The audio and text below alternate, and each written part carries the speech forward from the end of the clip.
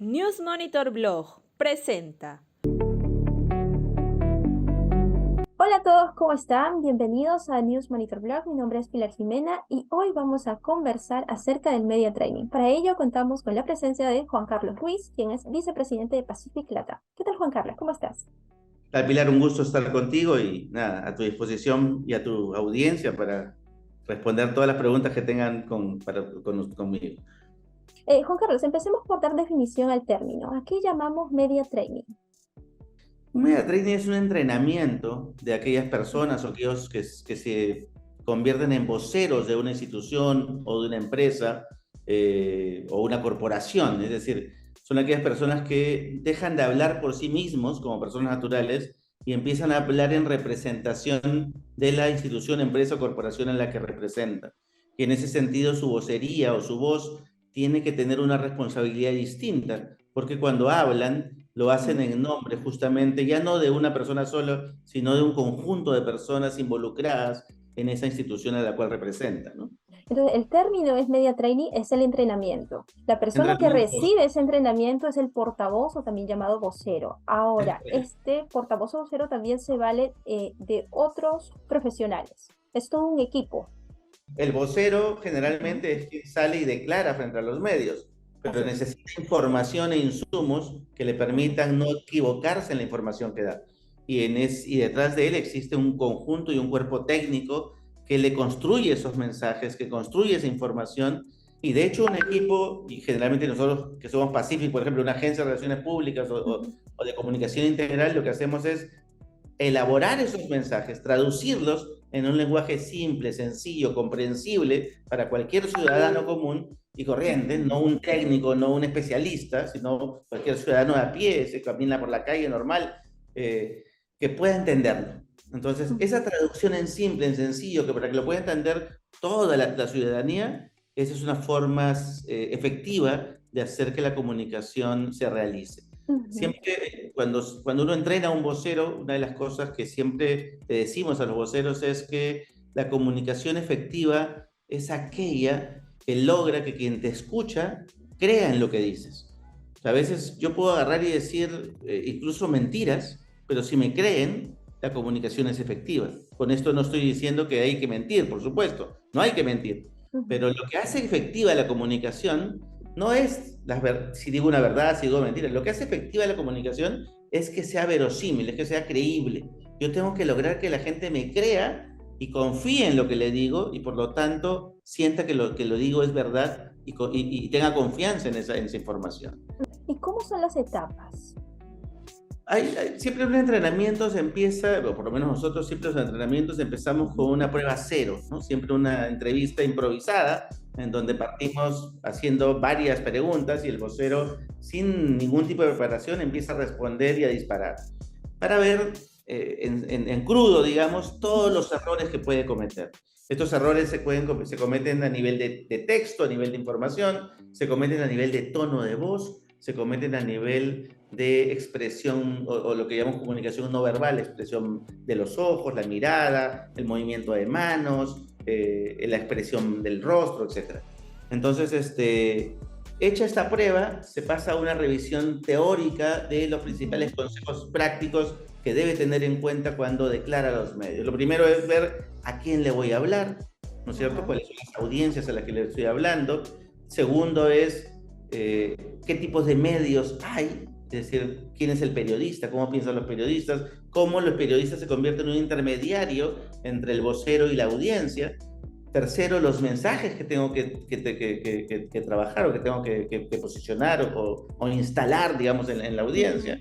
Cuarto, cómo trabajar el tono de voz en la comunicación. Quinto, cómo trabajar la comunicación no verbal, el uso de la mirada, el uso del movimiento de las manos, el uso el control de la expresión del rostro, y a partir de ello volvemos a la entrevista y a la práctica a hacer 2 o 3 ensayos más prácticos y sus respectivos análisis para ir corrigiendo errores en el camino y que no se vuelvan a cometer, tomar conciencia sobre todo de esos tics que la comunicación no verbal tiene y que si no nos vemos, no nos damos cuenta que cometemos esos pequeños ademanes, tics que siempre todos tenemos cuando no somos conscientes de cómo de cómo nos comportamos cuando estamos frente a una cámara, ¿no? Ujú.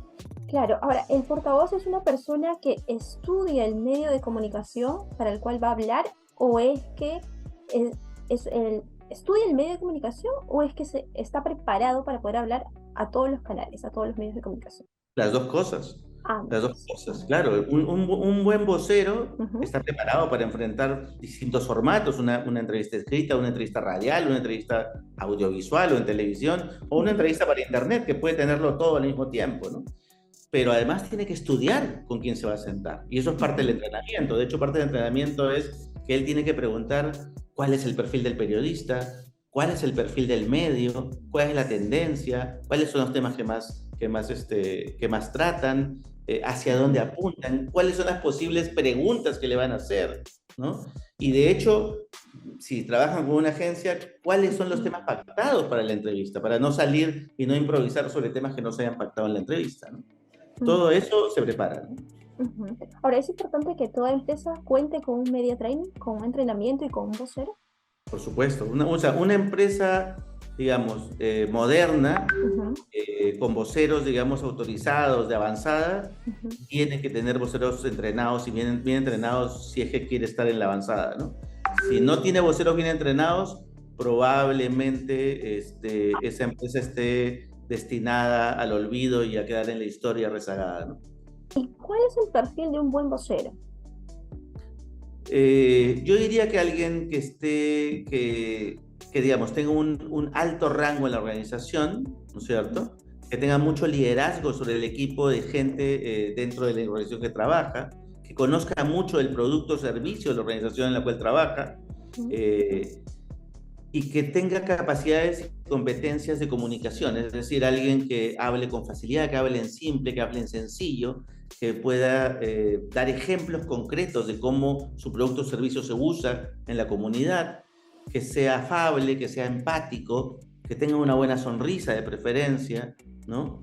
Y que no le tenga miedo, no tenga pánico escénico cuando se encuentra frente a una cámara o frente a un micrófono o frente a una audiencia de gente de más de 10, 15, 20, 30 o 50 o 100 personas, ¿no? ujú. Si no tiene pánico escénico y cumple y puede enfrentar esas situaciones, ese es un buen perfil para ser un buen vocero. Y eso también es muy importante, ¿no? Porque cuando tiene que enfrentar situaciones de crisis es Similar, similar. igual.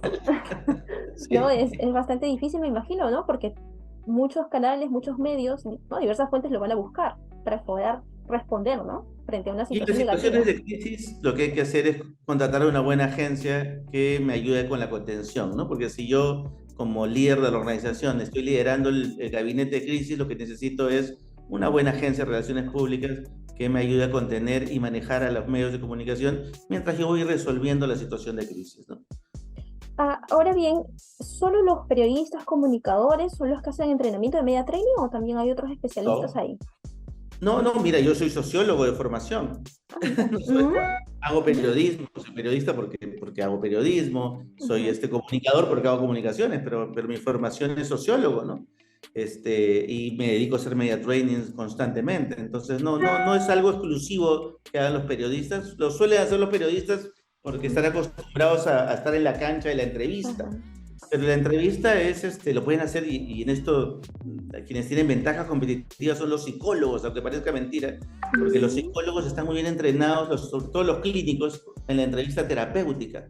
Y la relación de entrevista en una entrevista periodística es como una relación terapéutica, ¿no? En donde el terapeuta el periodista en este caso, trata de que el entrevistado caiga o ujú, cometa errores para poder ujú. conseguir un titular y el entrevistado trata de poner o instalar el titular adecuado que quiere que escuche la gente, ¿no?